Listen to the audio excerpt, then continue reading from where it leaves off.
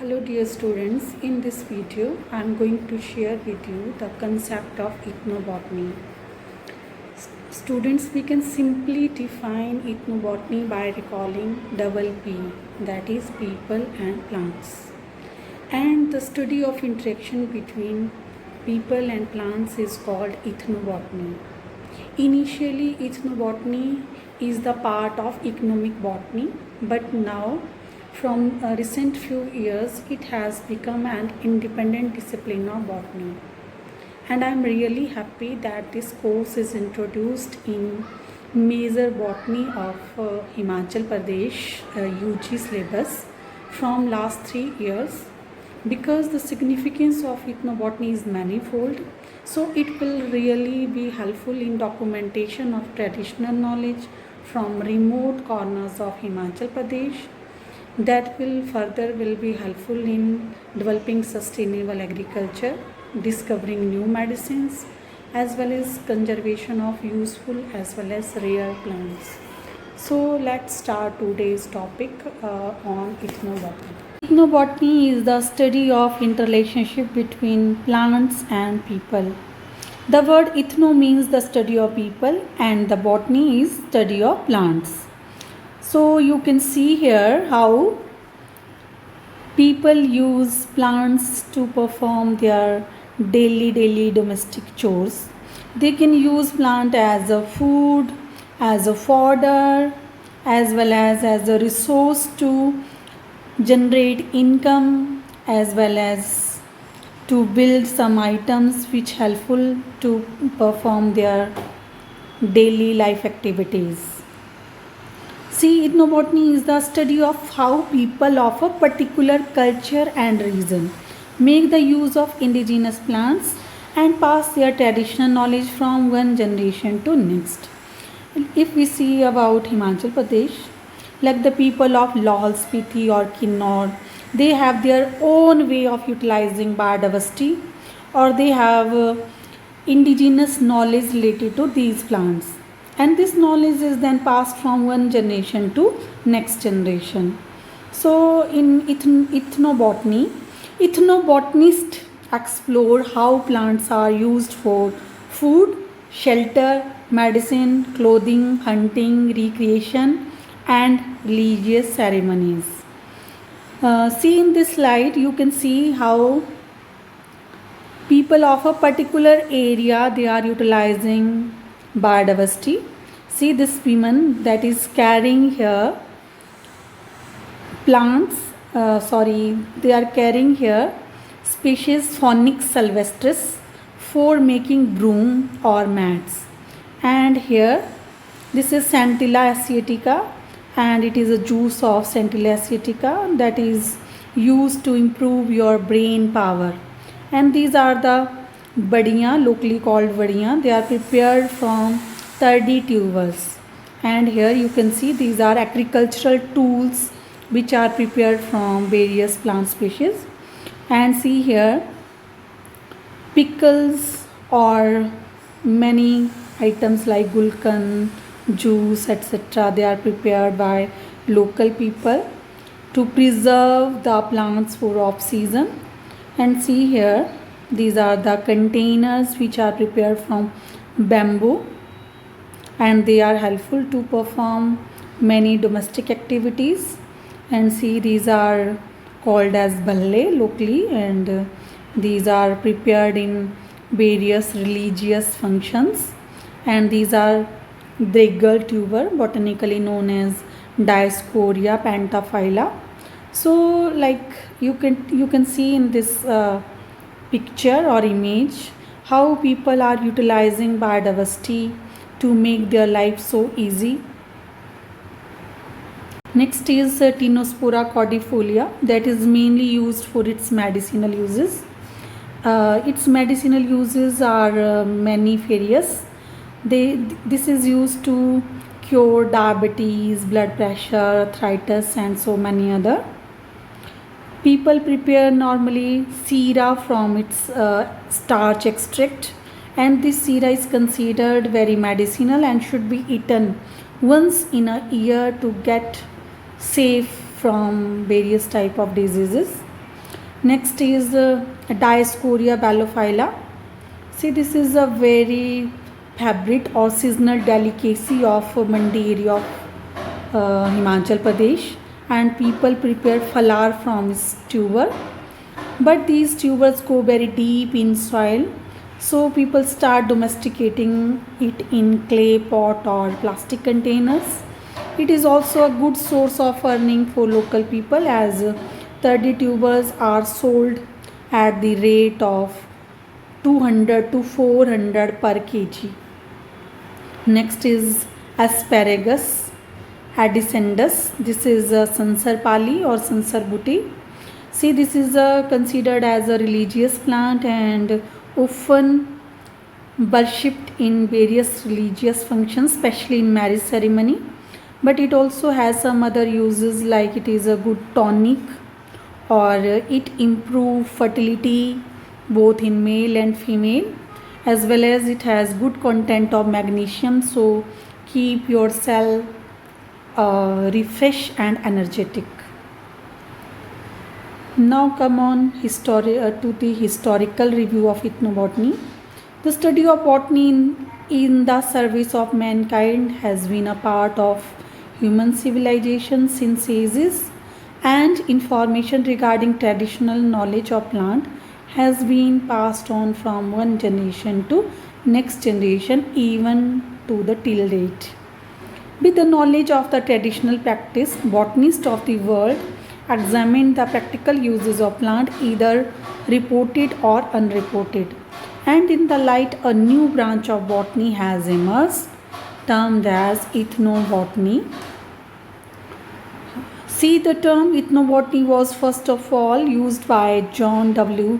Hirschberger in 1895, while practical interest in ethnobotany go back to the beginning of civilization, when people relied on plant as a way of survival. But until 1895, this term was never used. He is the first one who used this term ethnobotany. In India, it was Dr. S.K. Jain, who is from National Botanical Research Institute, Lucknow, affectionately known as father of Indian ethnobotany, who made pioneer investigation, growth and development of ethnobotany in India. Let's throw some more light on ethnobotany definition. According to Ford in 1994, ethnobotany is concerned with a wide range of interest of plant in culture and ecological context. See, plants, they are the part of human culture, and both human being as well as nature, they have all influence of the plant over their life. So here it is the relationship of human culture and ecological context. But according to Martin in 1995, ethnobotany is the part of ethnoecology, which concerns plants. Here we need to understand what is ethnoecology. If we simply define ecology, it is study of interrelationship between biotic and abiotic factor of nature. And if we call ethnoecology, it is the study of interrelationship between human being and other biotic and abiotic factor that may include plant as well as animals. Then according to Turner in 1996, according to him, he appropriately defined ethnobotany as the science of people's interaction with plant. Because Martins, he said ethnoecology only concerned with plant, but Turner, he appropriately defined that it is a science of people's interaction with plants. So it's a more correct term to recall. The science of people's interaction with plants is known as ethnobotany. Now, what are the areas of ethnobotanical studies? If we have to study detailed account of ethnobotany or document all the traditional and indigenous knowledge, then first of all we need to be very trained to identify and preserve plant specimen. So it is the first area of ethnobotany. botanical training for the identification and preservation of plant specimens. Second is anthropological training to understand the cultural concept around the perception of plants. Secondly, if we move to some area, then we have to know and try to understand that how the people of that particular area they understand plants and what is their criteria of utilization of the plants. So that is the second area, that is anthropological training to understand the cultural concept around the perception of plants. Third is linguistic training to transcribe local terms and understand native morphology, syntax and semiotics. See here, if we move to Kinnaur or Lahaul Spiti, first to document the ethnobotany or ethnobotanical knowledge of that particular area, we have to understand the language or the local name. These people describe local diversity, how they use these plants in their religious ceremonies. So it is the third area of ethnobotany, that is linguistic training to describe local terms and understand native morphology, syntax and semiotics. To conclude, the study of indigenous food production and local medicinal knowledge may have practical implications for developing sustainable agriculture, discovering new medicines, etc. Local people's knowledge and culture perception can play in resource management as well as conservation. So ethnobotany has matured over the past century from a rather shallow rooting in the documentation of useful plant of the primitive people for potential economic application and the betterment of mankind to addressing a more complex web of applied and theoretical issues of human plant interaction from cognitive to biodiversity conservation. Simply means if we try to document all the ethnobotanical knowledge, then we are able to discover new medicines or the new agricultural practice or to raise the crops which we can grow by minimum input and we can earn maximum output from them, or we can also have new cultural preservation or method of preservation of the rare and endangered plant. Living in harmony with nature has been an integral part of Indian culture. This has been abundantly reflected in a variety of traditional practices, religious belief, rituals, folklore, arts and crafts, and in the daily lives of Indian people from time immemorial. The present day global concern for sustainable development and conservation of natural resources is spanning.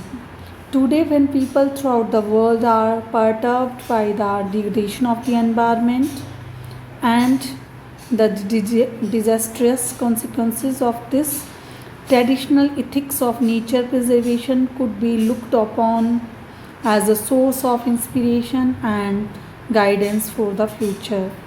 So, simply to conclude in one line, I must say traditional knowledge of using plant diversity is declining day by day and it is worse of extinction among the future generation.